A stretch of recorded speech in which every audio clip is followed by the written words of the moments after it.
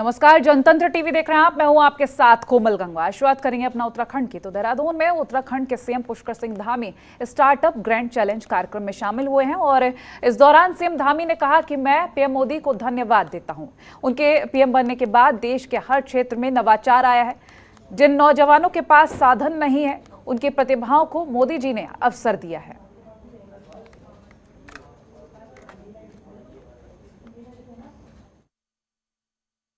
सरकार के अलग अलग विभागों एवं मंत्रालयों द्वारा युवाओं को स्टार्टअप के साथ संपर्क स्थापित कर युवाओं को लगातार उनके आइडियाओं को, उनके विचारों को एक धरातल देने का काम, उनको प्रोत्साहित करने का काम लगातार उत्तराखंड की सरकार के द्वारा किया जा रहा है।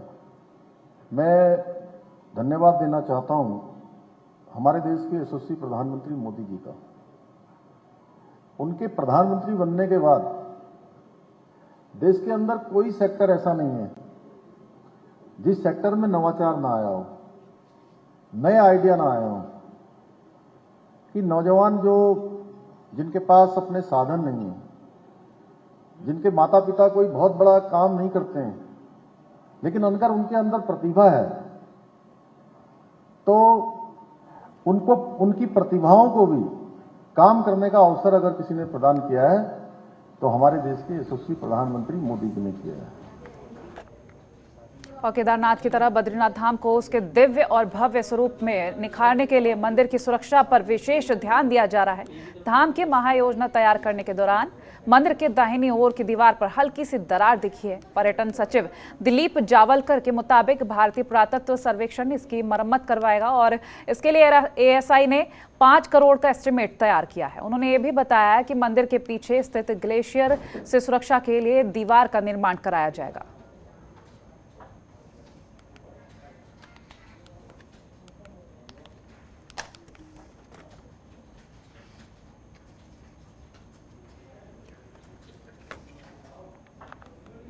और देहरादून में विजिलेंस की कस्टडी रिमांड में भी पूर्व आईएएस अधिकारी रामविलास यादव खामोश ही बैठे हैं। 5 घंटे की पूछताछ में भी विजिलेंस कुछ नहीं उगलवा सकी। उनके परिजनों को भी हाजिर होने के लिए कहा गया था, लेकिन उनके घर से कोई नहीं पहुंचा। आपको बता दें, रामविलास यादव की विजिलेंस को मंगलवार शाम तक के लिए कस्टडी रिमांड मिली थी। विजिलेंस चाहती थी कि मकान से मिले दस्तावेजों को सत्यापित किया जाए और वहीं अब विजिलेंस कानूनी नोटिस भेजने के साथ साथ कार्रवाई करेगी।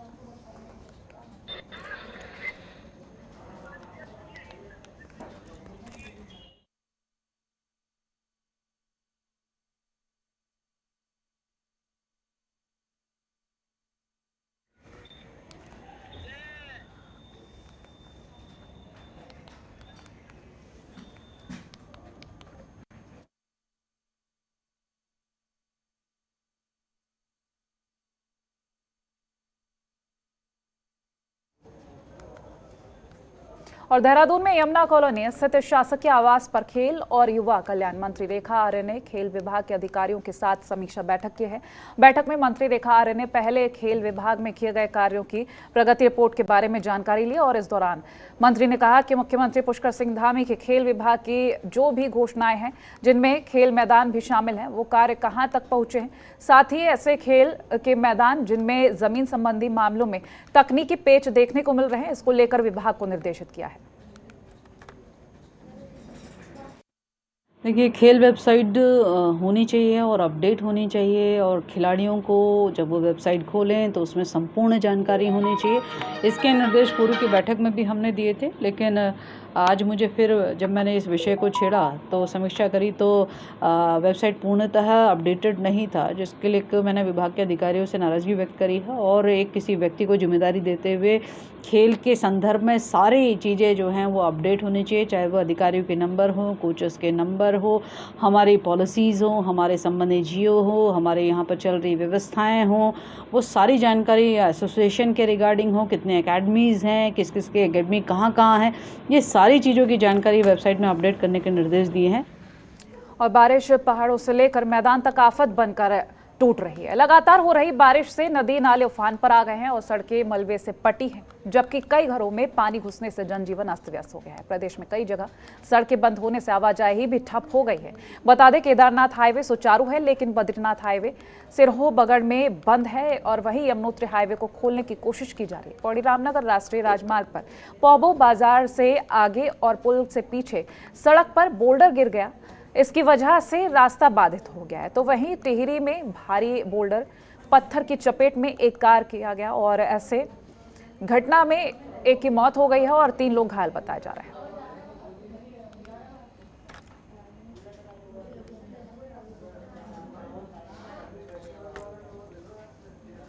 अल्मोड़ा में विवेकानंद पर्वतीय कृषि अनुसंधान संस्थान अब पर्वतीय किसानों के लिए नई तकनीकों को लेकर आ रहा है। वैज्ञानिकों के मुताबिक संस्थान ड्रोन के माध्यम से फसलों की देखरेख के बारे में किसानों को तैयार करेगा और इससे किसान अपनी फसल की कीटनाशकों, पानी, खाद के साथ कई तरह की समस्याओं को घर बैठे जान पाएंगे। डॉक्टर अशोक कुमार सिंह ने बताया कि ड्रोन आने वाले समय में बहुत कृषि के लिए फायदेमंद साबित होगा। किसान की फसलों में लगने वाले कीड़े के लिए ड्रोन के माध्यम से दवा का छिड़काव किया जा सकेगा।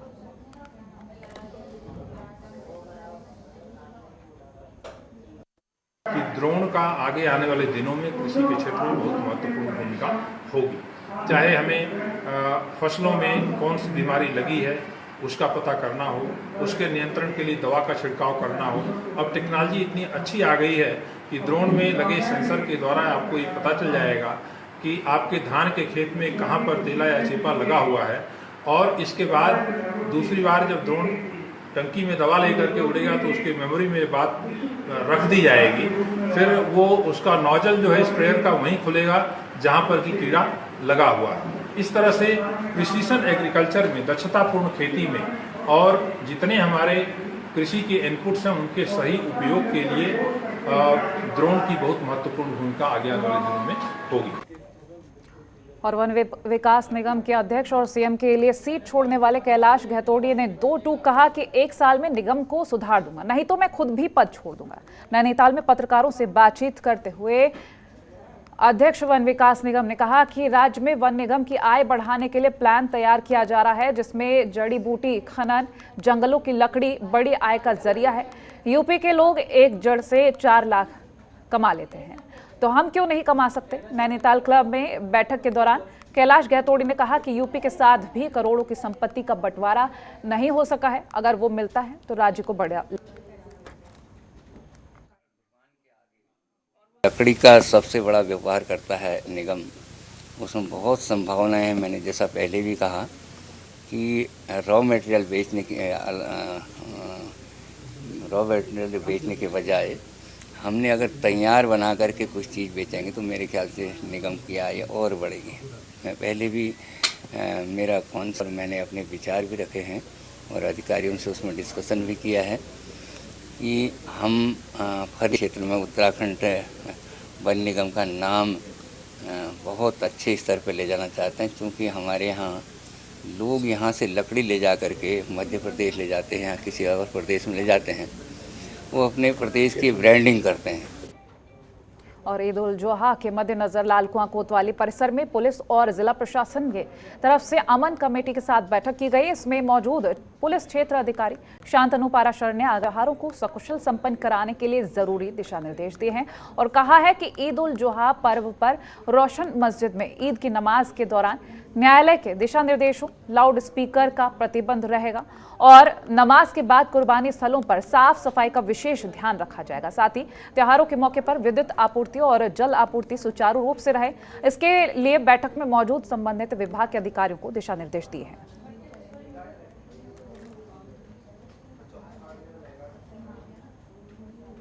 प्रांत व्यक्ति हैं तथा धर्मगुरु हैं, इनको बुलाया गया।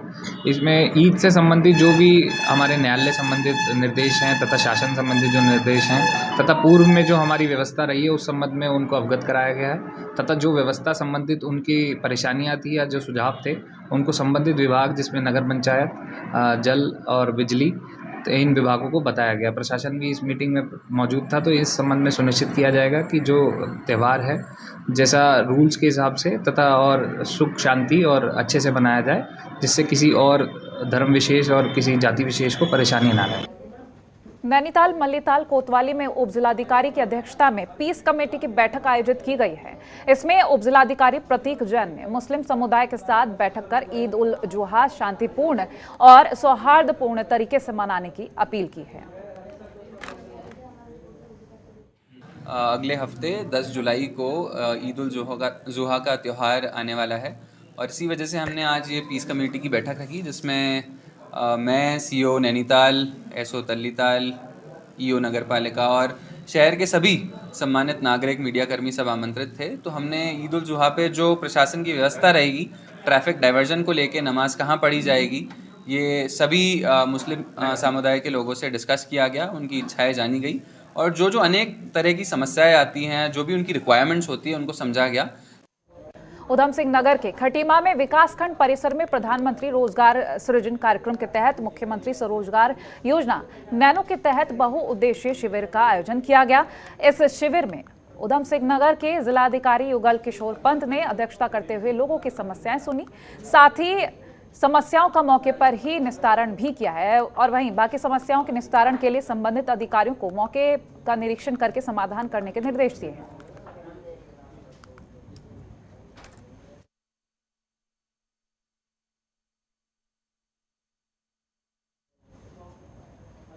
और उधम सिंह नगर के खटीमा में लोग जल भराव की समस्या से काफी ज्यादा परेशान है और वहीं जल भराव की समस्या से जूझ रहे लोगों में काफी आक्रोश देखा जा रहा है।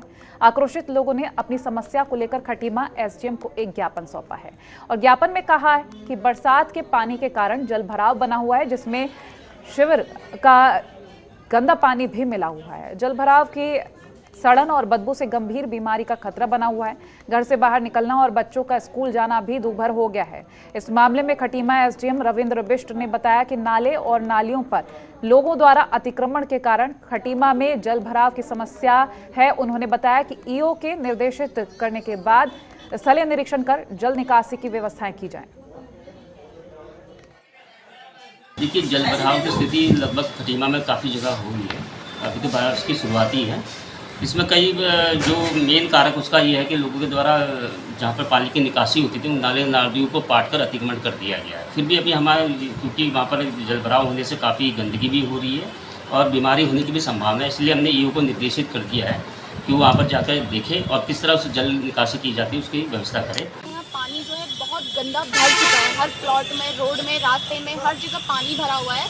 बच्चों का आज से स्कूल भी खुल चुका है, बच्चे जो है स्कूल नहीं जा पा रहे हैं। इतनी बीमारियां, पानी में से बदबू आ रही है और जगह जगह ठहरा हुआ है। ऐसा भी नहीं कि जगह जगह जिनकी गाड़ियां हैं वो तो चले जा रहे हैं, पर जो हम लोग पैदल चलने वाले लोग हैं, हम लोग उस पानी में जा नहीं पा रहे हैं। बहुत समस्या हो रही है, इसी वजह से हम आज केंद्र सरकार की ओर से 8 जुलाई से हरियाली सप्ताह कार्यक्रम मनाया जाएगा। केंद्र सरकार द्वारा आयोजित हरियाली सप्ताह कार्यक्रम देश के कुल 150 स्थानों पर मनाया जाएगा और उत्तराखंड में इस कार्यक्रम के लिए 5 जगहों को चुना गया है। हरियाली सप्ताह कार्यक्रम के लिए अल्मोड़ा जिले का भी चयन हुआ है। बता दें, अल्मोड़ा डिवीजन के रानीखेत रेंज के गनियाधोली में 8 जुलाई को कार्यक्रम का आयोजन किया जाएगा। इस दौरान पौधारोपण किया जाएगा, जिसका लाइव टेलीकास्ट होगा।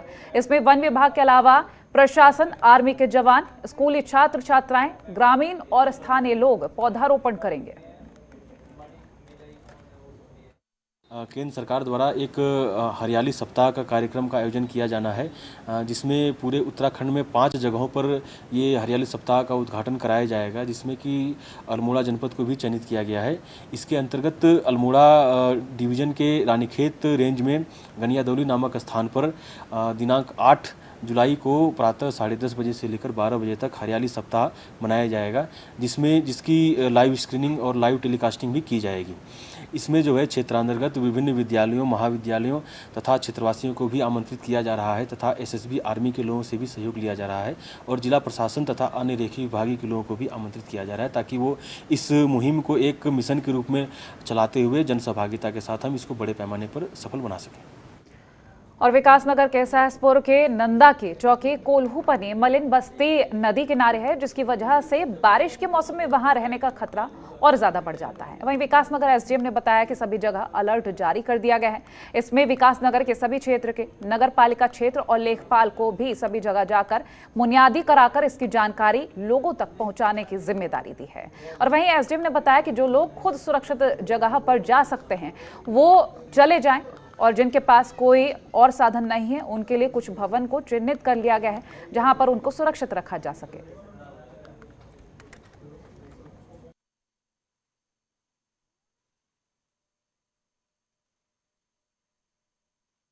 हमारे यहाँ पर जो है कि वैसे तो नहीं है, इतना खतरा नहीं है इन लोगों के लिए, लेकिन जब खतरा होता है या कुछ ऐसी रेड अलर्ट वाली बात होती है तो हमारे यहाँ पे लेखपाल जी वगैरह आते हैं, प्रशासन आता है, इनको अलर्ट किया जाता है कि भाई ऐसा आज खतरा है, तो ये लोग सुरक्षित जगह में अपने चले जाते हैं। यहाँ पर रहते हुए हमें काफ़ी दिन हो गए और प्रशासन की बहुत बड़ी व्यवस्था है, क्योंकि यहाँ हमारे पास 255 मीटर का एक पक्का पुल बना दिया है जिसको पानी का कोई खतरा नहीं है। और प्रशासन के हल्का लेखपाल आते हैं हमारे पास, और प्रशासन की तरफ से एसडीएम वगैरह तहसीलदार वगैरह आते हैं और बता के चले जाते हैं। बताने के बाद वो हमें अगर कोई बारिश की थोड़ी भी संभावना होती है तुरंत हम पर सूचना आती है। जो कल के लिए भी आज शाम से जो अलर्ट आया हुआ है उसके लिए जिलाधिकारी महोदय द्वारा कल ही निर्देश दिए गए थे। उसी के क्रम में जो नगर पालिका क्षेत्र हमारे हैं उनमें सारे नगर पालिका क्षेत्रों में नगर पालिकाओं के माध्यम से मुनादी कराई गई है, और उसके साथ साथ राजस्व विभाग के माध्यम से जो क्षेत्रीय हमारे लेखपाल हैं उनके माध्यम से जो क्षेत्र आते हैं वहाँ पर भी लोगों को बताया गया। और उसके लिए पहले से ही हमारे जो भवन भी, अगर ऐसी स्थिति आती है तो भवन भी हमारे द्वारा चिन्हित किए गए हैं, और समस्त विभाग को ये निर्देश दिए गए हैं कि जो अगर इस तरह की स्थिति आती है, लोगों को लो लेइंग एरिया से शिफ्ट करने की बात आती है, तो उनके लिए जो आवश्यक व्यवस्थाएं हैं वो भी समय से सुनिश्चित की जाए। तो देहरादून में बारिश को लेकर नगर निगम ने अपनी तैयारी तेज कर दी है। बता दें, नगर निगम ने नदी नालों की सफाई करवा दी है ताकि शहर में जल भराव की स्थिति पैदा ना हो सके। नगर निगम के उपायुक्त जगदीश लाल ने बताया कि शहर की सारी नालियों की साफ सफाई करा दी है, इससे जल भराव ना हो। जो शहर नदियों के किनारे हैं उन पर ज्यादा ध्यान दिया जा रहा है, और नगर निगम के कर्मचारियों को आदेश दे दिया गया है कि जहां भी जल भराव की सूचना मिले वहां तुरंत पहुंचकर समस्या का समाधान करें। हमने पहले से ही शुरुआत कर दी थी, जो भी हमारी नदियां हैं देहरादून में उनकी सफाई की गई थी, और जो नाले हैं उनकी भी सफाई हमारे द्वारा की गई थी। और इसके अलावा बराबर जैसे फॉगिंग जो मच्छर हो जाते हैं उसके तहत भी हमारी कार्रवाई चल रही है, और सभी को स्टाफ को और शुक्राना कृतज्ञता फाउंडेशन के द्वारा आज तिरंगा यात्रा कार्यक्रम की शुरुआत की गई है। इसमें मुख्य अतिथि के रूप में कैबिनेट मंत्री प्रेमचंद अग्रवाल ने आंदोलन की शुरुआत की है। ये कार्यक्रम कश्मीर से कन्याकुमारी के लोगों को ऑनलाइन ऑफलाइन गतिविधियों के एकीकरण के साथ सशक्त बनाने के बारे में, ताकि नागरिकों को जागरूक किया जा सके। और कार्यक्रम संयोजिका रसिका कृष्णन ने बताया कि हम अपने पूर्वजों की उन प्रथाओं को जीवित करने की कोशिश कर रहे हैं जो हमारे माता पिता, दादा दादी या उनसे बड़े किया करते थे। उन्होंने कहा कि हम चाहते हैं कि देश के शहीद जो गुमनाम हैं या जिनको लोग जानते हैं उनके प्रति अपनी संवेदनाएं प्रकट करें। देश के उन सभी मुख्य कारणों को जो समाज को एक नई दिशा देने का काम कर रहे हैं, जिन्होंने देश के लिए अपनी जान दे दी, जिन्होंने आज़ादी के लिए अनेकों कार्य किए, उन गुमनाम लोगों को श्रद्धांजलि दी जाएगी। हमारा पिछले 2 साल से ये इनिशिएटिव रहा है कि जहाँ पे भी रहते हो, एक हमारे को ऑनलाइन प्लेटफॉर्म से जुड़ने का मौका मिला, और आज हम सब लोग ऑफलाइन यहाँ पर पहली बार जुड़े हैं। आज हमारा यहाँ देवभूमि ऋषिकेश में लॉन्च है। किस चीज़ का? एक समानता जो हम सब में है। हम लोग पूरे इंडिया से इकट्ठे हुए हैं, कश्मीर से, रांची से, कैलकाटा, बैंगलोर, बहुत अलग अलग सिटीज़ से आए हैं, और कुछ लोग बाहर से भी आए हैं, नेपाल से, ऑस्ट्रेलिया से, कनाडा से, मॉस्को से। पर एक चीज़ जो हम सब में कॉमन है वो है हम भारतीय। हमारा मूल जो है भारतीयता है, और हम सब लोग बहुत बहुत बहुत बहुत प्राउड है, वी आर इंडियन, हम भारतीय हैं। सर एक्चुअली क्या है, हम एजुकेटेड हो गए, सब कुछ हो गए, लेकिन जो हमारी मेन इंडियन संस्कृति है उसको कहीं हमने पीछे छोड़ दिया। जैसे हमारे बड़े सुबह उठते थे तो धरती माँ को हाथ लगा के सिर पे लगाते थे और उसका शुक्रिया करते थे कि हमें एक नया दिन देखने को मिला। तो अब ये छोटी छोटी चीज़ें, सूरज के साथ उठना, सूरज के साथ खाना पीना, योग, हमारी जितनी भी सांस्कृतिक चीज़ें हैं उनको हम वापस से लोगों को याद दिलाना चाहते हैं। और फिलहाल इस बुलेटिन में इतना ही। खबरों के लिए बने रहिए जनतंत्र टीवी के साथ। नमस्कार। खबरों के निष्पक्ष विश्लेषण के लिए सब्सक्राइब करें Jantantra TV and press the bell icon. Never miss any update.